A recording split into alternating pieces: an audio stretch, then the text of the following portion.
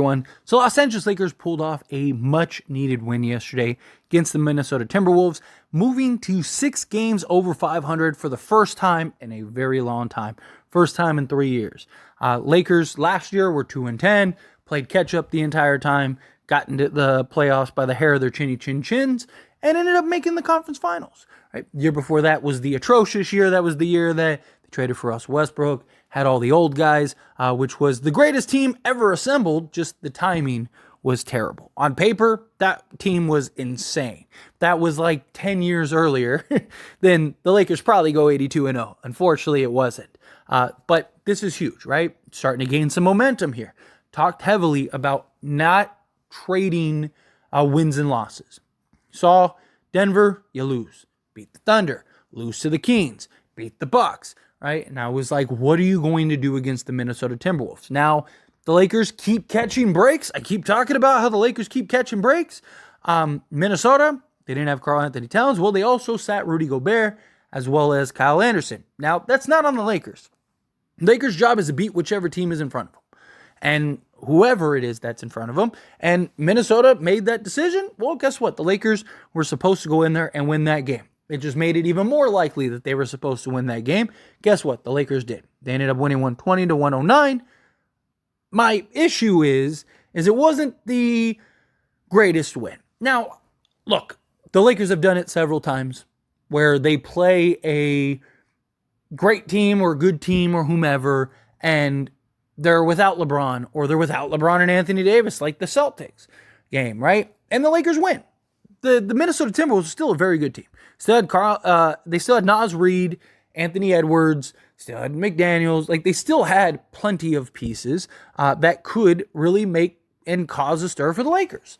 Lakers defense is very concerning still. It's something that I'm not super high on. Now, Jared Vanderbilt, Gabe Vincent, those are two guys that are supposed to come back at some point this year, very likely towards the end of the month.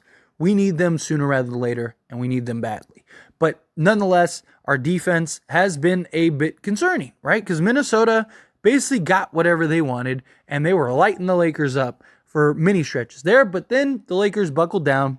Best fourth quarter team in the league, best clutch time team in the league. Guess what? They ended up pulling it out and getting the win.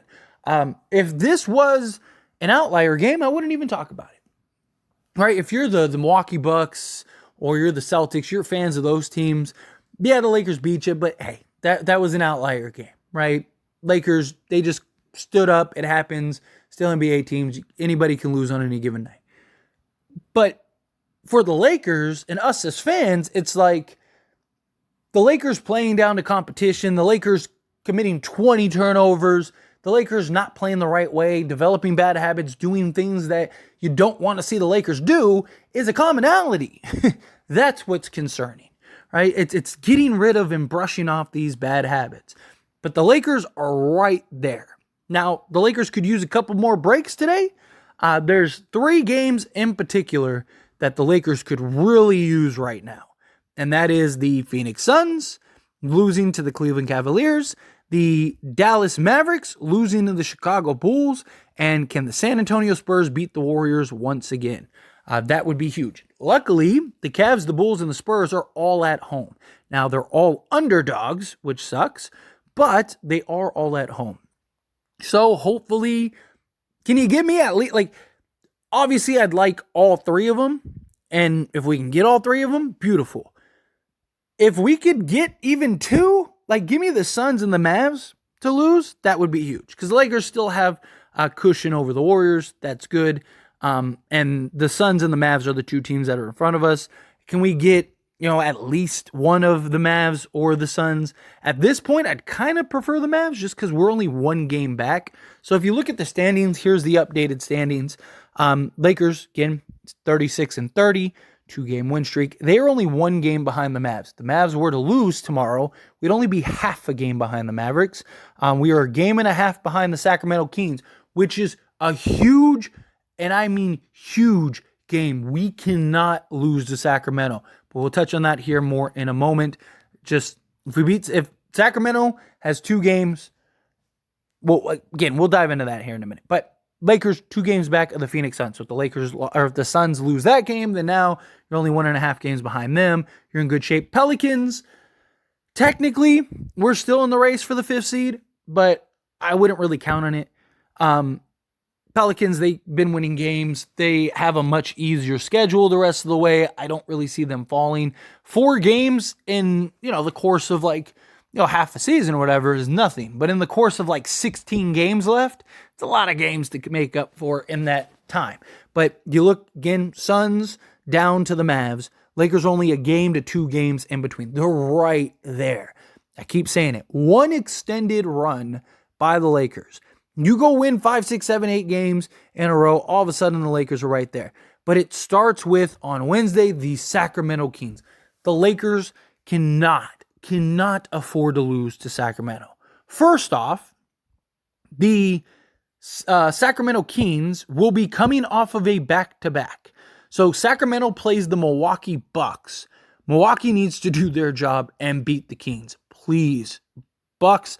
That day, all of us are Bucks fans, right? Because the Bucks need to beat Sacramento, because that would give Sacramento 28 losses. So they'd be 36-28, right? Then Wednesday, off of a back-to-back against the Lakers. So the Lakers get 2 days rest, and Sacramento's on a back-to-back. If the Lakers beat them, then the Lakers would move to 37-30, and Sacramento would move to 36-29, which means the Lakers would at that point basically be even with the Kings. However, the Kings have the tiebreaker. So that means the Lakers need to basically keep pace the rest of the way. They need Sacramento to basically get to 2. They need basically 2 more losses from Sacramento more than the Lakers the rest of the way. Right? So if the Lakers finish with 45 wins, then Sacramento would need to finish with 44 wins. If the Lakers can do that, the Lakers would be in great shape. Look, Lakers control their destiny, in my opinion. Again, obviously they need teams to lose, but that's going to happen over the natural course of the season. Right? And the Lakers have played more games than all these other teams, which is good, right? So, but the Lakers really need to go on an extended win streak. Once they get through the Kings and the Warriors, it really lightens up. So you beat the Kings and you beat the Warriors. You go on a 4-game win streak. You got Atlanta, who might not have Trae Young, the 76ers, who might not have Maxey and Joel Embiid. The Pacers just lost Mathurin. The Bucks on the road in Milwaukee in a revenge game. That might be tough. But hey, I will gladly take that L if we beat Sacramento, the Warriors, the Hawks, the Sixers, and the Pacers, which the Warriors, the Hawks, the Sixers, and the Pacers would all be at home. So you beat Sacramento. You now have 4 straight games at home. I mean, it's not out of the realm of possibility that the Lakers go on a 7-game win streak. And if that happens, all of a sudden, the Lakers could be looking at the 6th seed, or maybe even in the 6th seed at that point. Right? Again, you got to remember, the Suns have the toughest schedule the rest of the way. Sacramento just keeps finding ways to lose. They have some tough games coming up also. Don't get me wrong. But the Lakers they got to do their part. Go out there, win these games. You win these games, right?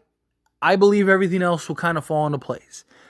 The Lakers just keep getting break after break after break. But the Lakers need to capitalize. I thought they did a great job of capitalizing the last 2 days, but they didn't capitalize in that first Sacramento game. Right? The Lakers won that Sacramento game already, then guess what? The Lakers would right now be 37-29, and the Sacramento Kings would be, if the Lakers beat them again, would have been 36-30. So they actually would have had the Lakers record right now, and the Lakers would be a full game and a half ahead of Sacramento at that point, right?